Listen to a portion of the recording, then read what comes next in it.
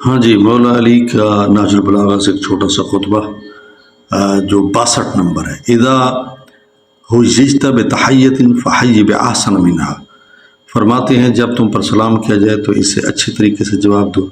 وَإِذَا أُسْدِيَتْ إِلَيْكَ يَدٌ فَقَافِئْهَا بِمَا يُرْبِي عَلَيْهَا، اور جو تم پر احسان کرے تو اس سے بڑھ چڑھ کر اس کو بدلہ دو، اس پر احسان کرو، ٹھیک ہے۔ وَالْفَضْلُ مَعَ ذَلِكَ لِلْبَادِ، اور فضیلت اس کے لیے ہے جس نے احسان میں پہل کی، جس نے سلام میں پہل کی۔ تو یہ علامہ اپنا حضرت مولا کائنات امیر المومنین علی بن ابی طالب کا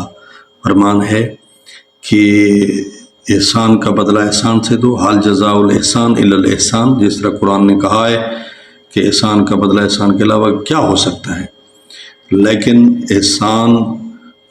میں بھی فضیلت اس کو ہے جس نے پہلے احسان کیا، اور سلام کرنے میں بھی فضیلت اس کو ہے جس نے پہلے احسان کیا، نیکی کرنے میں بھی فضیلت اس کو ہے جس نے نیکی میں پہل کی، ٹھیک ہے۔ تو اس لیے قرآن نے کہا ہے فاستبقوا الخیرات، کہ نیکی کی طرف دوڑتے جاؤ، پہلے جاؤ، مقابلہ کرو کہ تم پہل کر لو، تم پہل کر لو گے تو اجر تمہارا زیادہ ہوگا، ٹھیک ہے۔ ہاں